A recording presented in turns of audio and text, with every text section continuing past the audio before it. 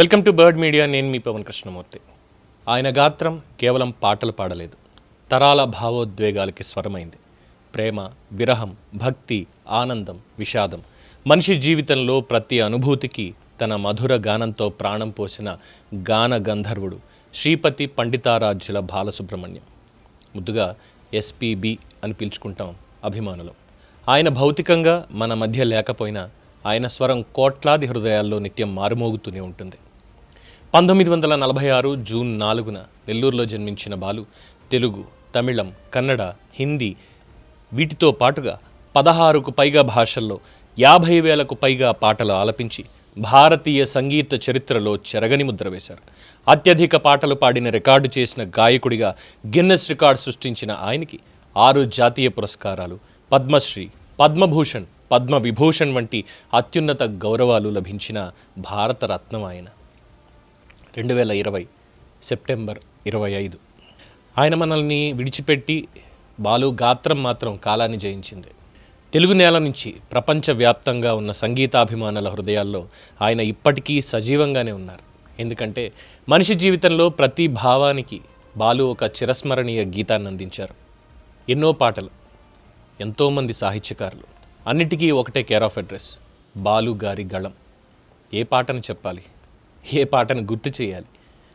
భక్తి, రక్తి, అన్నింటికీ, అన్ని రకాల ఆలోచనలకి ఒక పాట ఆయన గొంతు నుంచి జాలువారింది. అందుకే బాలు అంటే కేవలం ఒక గాయకుడు మాత్రమే కాదు, మన జీవితంలో ప్రతి సందర్భానికి నేపథ్య సంగీతం, పుట్టుక నుంచి చివరి ప్రయాణం వరకు మనిషి అనుభవించే ప్రతి భావోద్వేగానికి తన గాత్రంతో రూపం ఇచ్చిన అరుదైన కళాకారుడు. నటుడిగా, నిర్మాతగా, డబ్బింగ్ ఆర్టిస్టుగా ఎంతోమందికి జీవితాలు ఇచ్చిన ఆయన. బాలసుబ్రహ్మణ్యం గారి 80వ జయంతి సందర్భంగా, జయంతి అనకూడదు, జన్మదినం అనే అనాలి. ఎందుకనంటే చాలామంది ఇప్పుడు పండితులు ఖచ్చితంగా నన్ను తిడతారు, ఎరా కృష్ణమూర్తి జన్మదిన శుభాకాంక్షలు చెప్తావా? భౌతికంగా లేని ఆయనకి ఆయన లేకపోవడం ఏమిటి? పొద్దున్న నిద్ర లేస్తే రాత్రి పడుకునేదాకా కొడుతూనో, తిడుతూనో, నవ్వుతూనో, ఏడుస్తూనో, మౌనంలోనో, గాయంలోనో ఏదో ఒక చోట ఆయన పాట వింటూనే ఉన్నాగా, ఆయన లేకపోవడం ఏమిటి? అందుకే ఆయనకి జన్మదిన శుభాకాంక్షలే చెప్తాను, ఆయన జయంతి రోజున స్మరించుకోను. ఒక మహాగాయకుడిని స్మరించుకోవడం ఏమిటి? ఆయనతో జీవించడమే. అలాంటి గాయకులు మనకి ముందు నుంచి ఎంతమంది ఉన్నారో చూస్తూనే ఉన్నాం. కానీ బాలుగారు అంటే ఒక సెంటిమెంట్ అలా అయిపోయింది. తరాలు మారిన, సంగీత ధోరణులు మారిన, తెలుగు భాష ఉన్నంతకాలం ఎస్పి బాలసుబ్రహ్మణ్యం అనే స్వరం శాశ్వతంగా మారు మోగుతూనే ఉంటుంది. ఈ సందర్భంగా బాలసుబ్రహ్మణ్యం గారికి నటుడు, రచయిత తనికెళ్ల భరణి గారు ఆయన వారితో ఉన్నటువంటి జ్ఞాపకాలని ఈరోజు ఏదో ఉడతాభక్తిగా ఆయన పుట్టినరోజు సందర్భంగా ఆయనకి చిన్నపాటి శుభాకాంక్షలు తెలియజేసుకోవడానికి ఈ ఏకలవ శిష్యుడి ఈ ప్రయత్నం.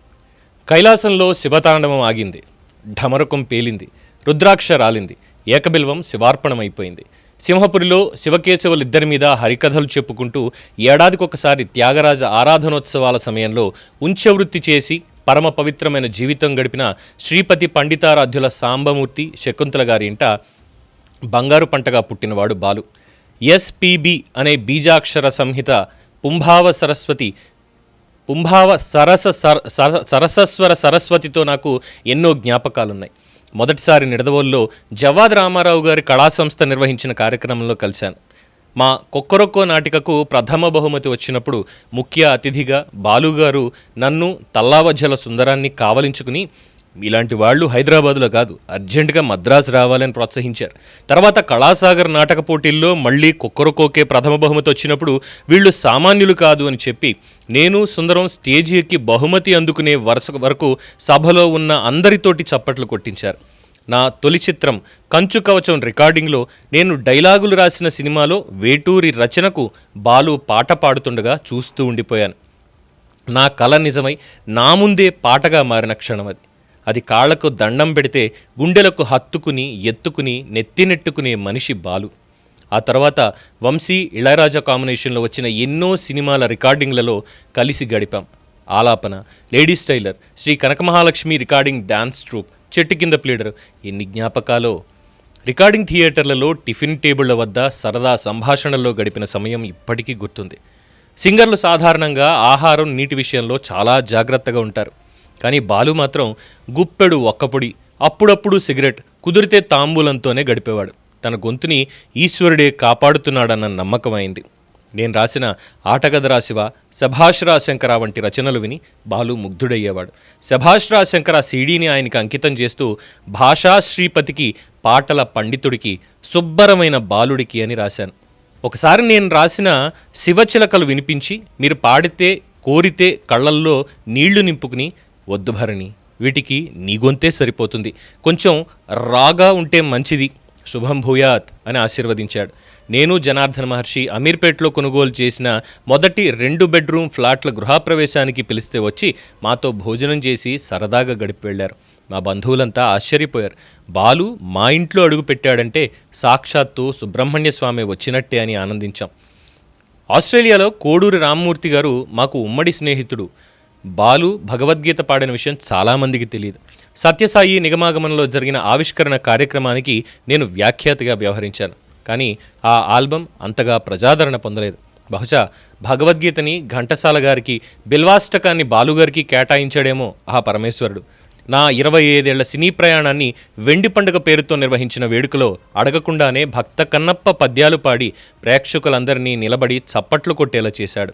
అది నాకు వెండి పండుగ రోజున లభించిన బంగారు కానుక. ఒకసారి చెన్నైలో ఆయన ఇంట్లో చరణ్ చేయబోయే ఒక ఆర్ట్ సినిమా గురించి చర్చించాం. డిన్నర్ ముగించుకుని మెట్లు దిగుతుండగా నేను జారి బొటనవేలు విరగొట్టుకున్నాను. హైదరాబాద్ వచ్చిన తర్వాత దాదాపు ప్రతిరోజు ఫోన్ చేసి కాలు ఎలా ఉంది భరణి అని అడిగేవారు. పూర్తిగా కోలుకునే వరకు ఆ పరామర్శ ఆగలేదు. మేము కలిసినప్పుడల్లా వేటూరు గారి సాహిత్యం గురించి మాట్లాడుకునేవాళ్ళం. వేటూరు లాంటి వాళ్ళు 1000 ఏళ్లకోసారి పుడతారేమో అంటే మా అందరి ఆయుష్ పోసుకుని నువ్వు 1000 ఏళ్ళు బతకాలయ్యా సుందరయ్యా అనేవాడు. కానీ మేమంతా నీ విషయంలో అదే కోరుకున్నా చివరికి మమ్మల్ని వదిలి వెళ్ళిపోయావు బాలు. మిథునం సినిమా చేయాలనుకున్నప్పుడు మొదట అప్పదాస్ పాత్రని నేనే చేయాలనుకున్నాను. తర్వాత అనేక ఆలోచనల అనంతరం లక్ష్మి గారు, బాలుగారు ఖరారయ్యారు. కథ విన్న బాలు, ఇంత మంచి పాత్ర నువ్వే చేయొచ్చుగా అన్నాడు. నేనే రాసి, నేనే నటించి, నేనే తీస్తే చివరికి నేనే చూసుకోవాల్సి వస్తుందా అన్నాను. నవ్వేసి చాలా తక్కువ పారితోషికం తీసుకుని అప్పదాస్ పాత్రకి జీవం పోశాడు. వావిలాల వలసలో జరిగిన మిథునం షూటింగ్ సమయంలో లొకేషన్ చూసిన వెంటనే సావిత్రి గారితో మనం రిటైర్ అయిన తర్వాత ఇలాంటి పర్ణశాలలో ఉండాలోయ్ అన్నాడు. కానీ ఆ మాట నిలబెట్టుకోలేదు. రోజు మధ్యాహ్నం తోటలోని బెండకాయను కోసుకు తింటూ ఆరోగ్యంగా ఉండాలంటే ఇలాంటివి పచ్చివి తినాలి అనేవాడు. ఆయన కోసం ప్రత్యేకంగా వంటలు చేయిస్తే నేను 2 గరిటెల కన్నా ఎక్కువ తినకూడదు భరణి, బేరియాట్రిక్ సర్జరీ చేయించుకున్నాను అని నవ్వేవాడు. ఉదయం 8 గంటలకి షూటింగ్కి వచ్చేసి సాయంత్రం 6 గంటలకల్లా పని ముగించేవారు. ఒకసారి క్లైమాక్స్ చిత్రీకరణ అర్ధరాత్రి వరకు సాగడంతో అసహనం వ్యక్తం చేశారు. తర్వాత సినిమా చూసి కెమెరామెన్ రాజేంద్ర ప్రసాద్కి సభాముఖంగా క్షమాపణ చెప్పి కావలించుకున్నారు అదే బాలు. మరోసారి ఒక సీన్ మళ్లీ తీయాల్సి రావడంతో అసిస్టెంట్ డైరెక్టర్లపై కోపం చూపించారు. నేను బాధపడ్డాను. 2 రోజులు మాట్లాడుకోలేదు. షూటింగ్ పూర్తయ్యాక కారు దగ్గరకు వెళ్ళగా చొక్కా పట్టుకుని దగ్గరకు లాక్కుని కావలించుకున్నారు.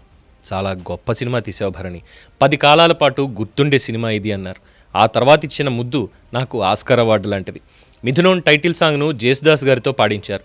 షూటింగ్ పూర్తయ్యాక వినిపిస్తే నా కోసం మా అన్న పాడాడా అంటూ పరమానందపడ్డాడు.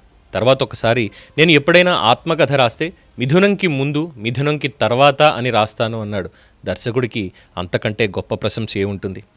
శ్రీపతితో కలయిక ఐశ్వర్యం, పండితారాధ్యుడితో పరిచయం యోగం, బాలసుబ్రహ్మణ్యంతో స్నేహం వ్యసనం.